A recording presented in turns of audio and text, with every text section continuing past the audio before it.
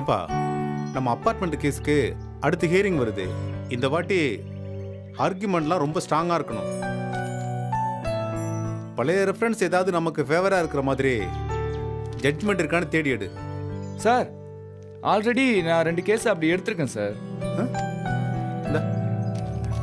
அலகாபாத் கோர்ட்ல ஒரு ஜட்மெண்ட் இருக்கு. 1998ல முகேஷ் திவாரின்னு ஒரு பில்டர் இருந்தாரு. அந்த கேஸும் கிட்டத்தட்ட இதே மாதிரி தான் சார்.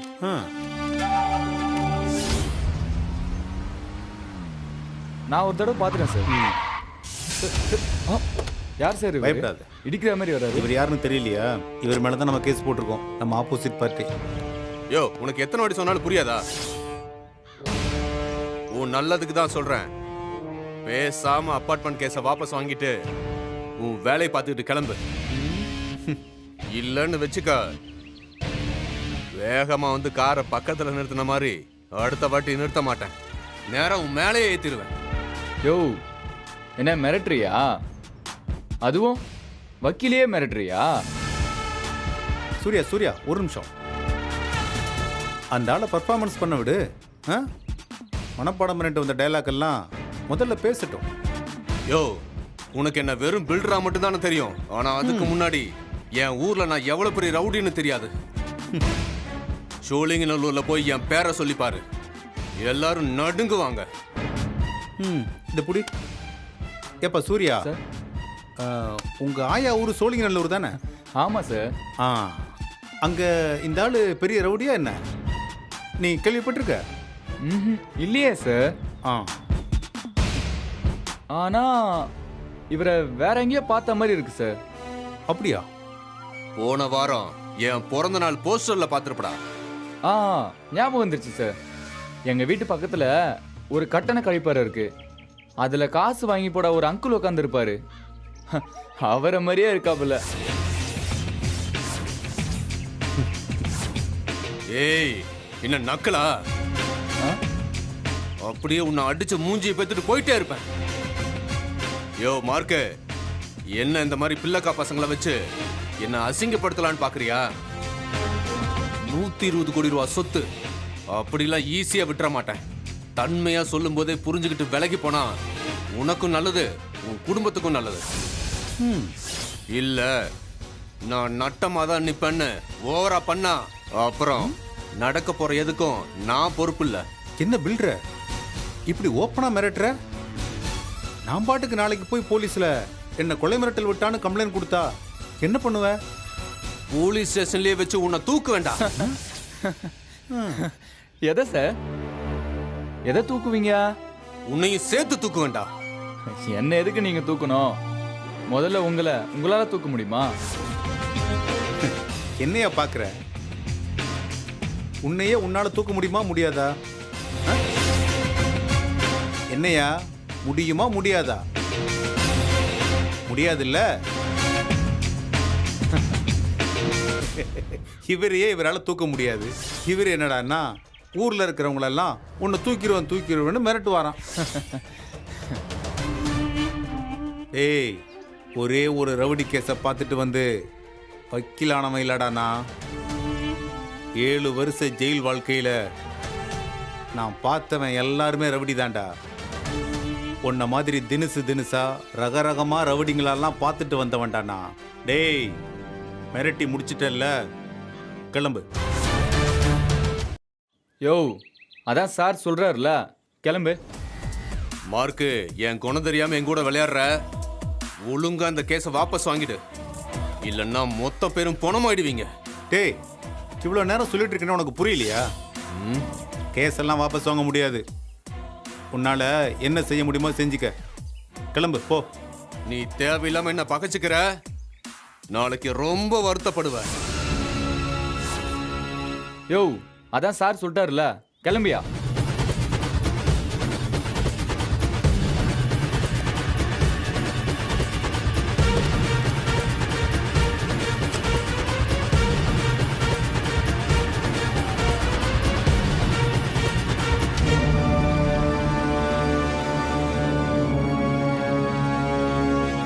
சார், என்ன சார் இருந்தாலும் இப்படி ஓப்பனா மிரட்டிட்டு போறான்? எல்லாம் ரவுடி பசங்கப்பா. ரியல் எஸ்டேட்டு பெருசா வளராத அந்த காலத்துல நிலத்தெல்லாம் வளைச்சு போட்டானுங்க. திடீர்னு ஐடி கம்பெனி அது இதுன்னு ரியல் எஸ்டேட் வளர்ந்து போய் கோடி கணக்கில் பெருகி போச்சு. இப்போ பணத்தை காப்பாத்திக்க இப்போ முன்னே விட பெருசா ரவுடித்தனம் பண்ண வேண்டியதா போச்சு. சார் எதுக்கும் போலீஸ்ல சொல்லி வைக்குமா சார்? அட தேவையில்லை சூர்யா, இவன் சின்ன பையன், சும்மா அப்பப்போ வந்து சவுண்ட் விட்டுட்டு போவான்.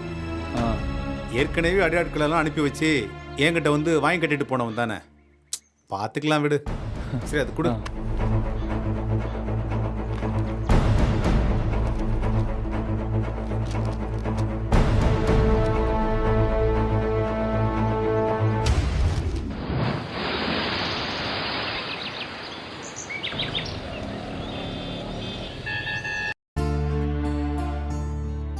என்னங்க சொல்றீங்க? அந்த பில்டர் உங்களை அவ்வளவு தூரம் மிரட்டினானா? ம் ஆமாம், கேஸை நான் வாபஸ் வாங்கணுமா, இல்லைன்னா என்ன வேணாலும் பண்ணுவானா. ஏதாவது பண்ணாலும் பண்ணிட போறாங்க. அவனை பார்த்தா ரொம்ப மோசமானவன் மாதிரி இருக்கான். ஆ கிழிச்சிருவான், பார்த்துக்கலாம் விடு சீதா. நீங்க ரொம்ப ஈஸியா சொல்றீங்களே. இங்க பாருங்க, அவன் இந்த அபார்ட்மெண்ட்ல கோடி கணக்குல பணத்தை போட்டிருக்கான். அதுக்கு ஒரு பிரச்சனைனா சும்மா விட்டுருவானா? அதான் தேடி வந்து மிரட்டிருக்கான். சீதா, அவன் ஏற்கனவே ஒரு வாட்டி வந்து மோதி பார்த்தவன் தான். அடியாட்களை விட்டு அடிக்கலான்லாம் பார்த்தான். எதுவும் நடக்காதுன்னு தெரிஞ்சிட்டு அவனே போயிட்டான். இப்போ திரும்ப வந்திருக்கான். அதாங்க எனக்கு புரியல. ஒருவேளை நம்ம பசங்க ஏதாவது போய் அவனை தூண்டி விட்டுருப்பாங்களோ? இருக்கலாம், யாரு கண்டது. இவனுங்க எதையும் செய்யக்கூடிய பசங்க தானே, பார்த்துக்கலாம் விடு சீதா.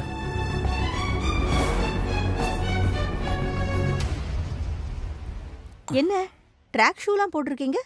எங்க வாக்கிங்கா? ஆமா, அப்படியே கொஞ்ச நேரம் வாக்கிங் போயிட்டு வந்துடுறேன்.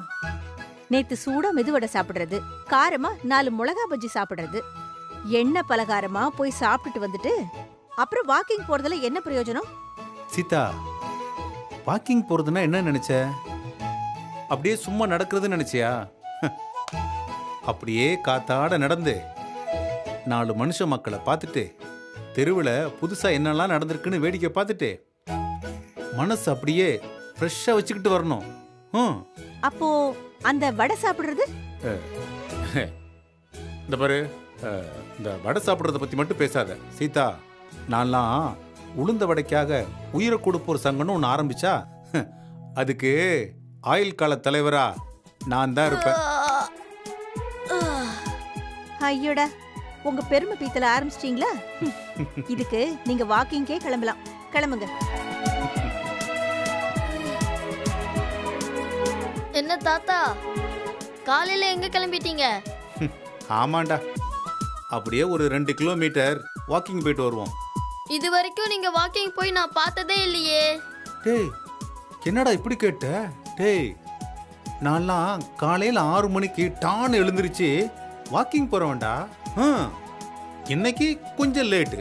ஓ சக்தி, ம், ஏன் உங்க தாத்தா காலையில 6 மணிக்கு வாக்கிங் போறாரு தெரியுமா? தெரியலையே.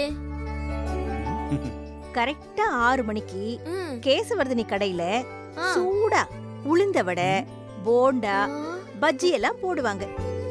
அத சாப்பிடுறதுக்காகத்தான் தாத்தா போறாரு. ஐ உளுந்த வடையா? எனக்கும் ரொம்ப பிடிக்கும் பாட்டி. ஐயோ, நீயுமாடா? டேய் சக்தி, நீ தாண்டா என்னோட எண்ணம். அப்போ நம்ம சங்கத்தை இன்னைக்கு ஆரம்பிச்சிடலாம் போல இருக்க. என்ன சங்கம் தாத்தா? உளுந்த வடைக்காக உயிர் கொடுப்போர் சங்கம். ஐயோ, உயிரை கொடுக்கணுமா? ம், உயிரை கொடுத்துட்டா உளுந்த வடைய யார் சாப்பிடுறது? அப்ப கூட இவனுக்கு வடை போயிருமேன்னு தான் கவலை. உயிர் போறத பத்தி கவலையே இல்லை பாரு. சரிடா, நான் திரும்பி வரும்போது உனக்கு 2 வடை பார்சல் வாங்கிட்டு வந்துடுறேன். சரியா? வரேன் சீதா. தாத்தா தாத்தா, நானும் வரேன். டேய், நீ எங்கடா வர்ற? 4-5 கிலோமீட்டர் ஓடணும்டா. டேய், அதெல்லாம் கஷ்டம்டா. நீ பேசாம இங்கே இரு. நானும் வருவேன் தாத்தா, என்னால ஓட முடியும். டேய் சக்தி, நீ இருடா, தாத்தா போயிட்டு வரட்டும். ம். போங்க பாட்டி. வீட்டுக்குள்ளே இருந்து போர் அடிக்குது. நானும் போயிட்டு வரேன். பாருங்க, சும்மா இருந்தவனே உளுந்த வடை மசால் வடைன்னு பேசி ஆசையை தூண்டி விட்டுட்டீங்க. அவனும் இப்ப கிளம்புறேங்கிறான். சரி விடு, வந்துட்டு போறான். ஏங்க சும்மா இருங்க. ம். அவன் இருக்கட்டும், நீங்க மட்டும் போயிட்டு வாங்க. பாட்டி, நானும் தாத்தா கூட போறேன். உங்களுக்கு என்ன? அவ்வளவு தூரம் நடந்துருவியாடா நீ? அதெல்லாம் நடப்பேன் பாட்டி. நான் ஓவர் வெயிட்டா இருக்கேன்னு நீங்க தானே சொன்னீங்க. நடந்தா தானே வெயிட் குறையும். பாத்தியா எவ்வளவு லாஜிக்கா பேசுறான் பாரு. நீ வாடா, நம்ம போலாம். ஏய், நீ தான்டா இந்த தாத்தா கேத்த பேரன். ம். பாட்டி, ம்? நான் போயிட்டு வரும்போது உங்களுக்காக 2 உளுந்த வடை வாங்கிட்டு பார்சல் பண்ணி கொண்டு வரேன். வரட்டா? சரி, ஆ. போயிட்டு வாடா. வாடா. ம். சரி சீதா, பாய்.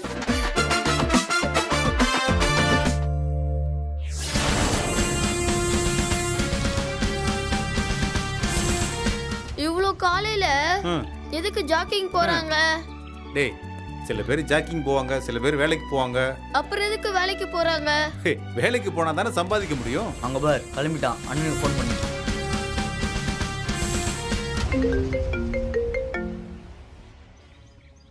ஹலோ. அண்ணா பெருசு வீட்டில் இருந்து கிளம்பிச்சுண்ணா. அப்படியா? இன்னைக்கு தாண்டா அவனுக்கு கடைசி நாள். அப்படியே அந்த லாரி டிரைவருக்கு போனை போட்டு அடிச்சு தூக்க சொல்றான். சரிண்ணா, அச்சு தூக்கிறோம். ஏய், அவனுக்கு ஃபோன் பண்ணி சொல்லிடு. ஹலோ, பெருசு ஜாகிங் வந்து நிக்குது.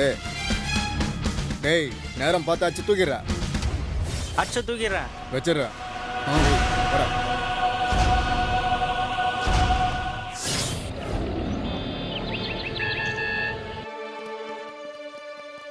தாத்தா, எதுக்கு நிறைய பேர் இப்படி ரோட்ல ஓடிட்டு இருக்காங்க? வீட்ல பொண்டாட்டி டார்ச்சர். பாவம், அவங்களே என்னதான் பண்ணுவாங்க. அப்போ உடம்பு குறைக்கணும்னு யாருமே வரலையா? அது கொஞ்சம் பேர் தாண்டா. இதையே சாக்கா வச்சு வெளியே கொஞ்ச நேரம் இருக்கலாம்னு நினைக்கிறவங்க தான் ஜாஸ்தி. அப்ப நீங்களும் பாட்டி டார்ச்சர் தாங்க முடியாம தான் இங்க வரீங்களா? டேய், இதுக்கு தான் அடம் பிடிச்சி என் கூட வந்தியா? போய் பாட்டி கிட்ட போட்டு கொடுத்து குடும்பத்துல குண்டு போடணும், அதான உன் நோக்கம்? டோன்ட் வெரி தாத்தா, அதெல்லாம் ஒண்ணும் பண்ண மாட்டேன். ஆ, நம்ம இப்போ ஓட ஆரம்பிக்கலாம். சரி வாடா. வா.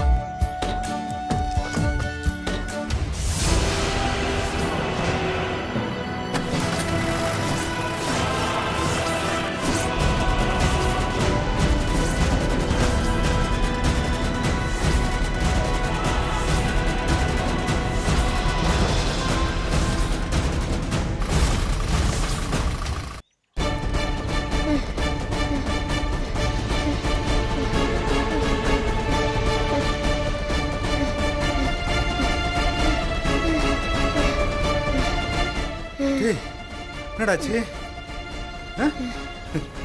டேய், உனக்கு இதெல்லாம் தேவையா?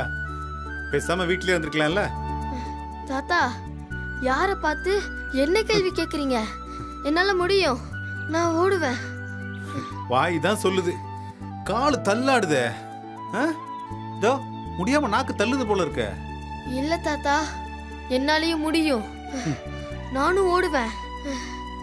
நீங்க ஒரு தாத்தா, உங்களாலே ஓடும்போது என்னால ஓட முடியாதா? பாப்போம் பாப்போம். நீ முதல்ல ஓடுறியா, நான் முதல்ல ஓடுறான்னு பாப்போமா? ஓ, போட்டியா? நான் ரெடி. நானும் ரெடி. பாப்போமா?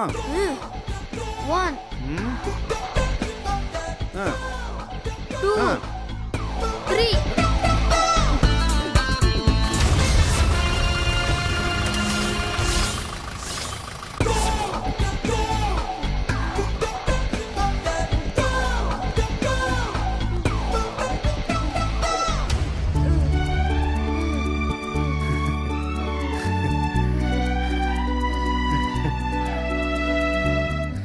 என்னடா மூச்சு வாங்குதா?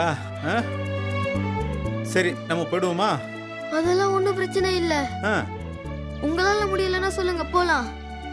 ஓஹோ, அவ்வளோ தூரம் வந்துட்டியா? அப்போ வாடா ஓடி பார்ப்போம். ஓடுறா.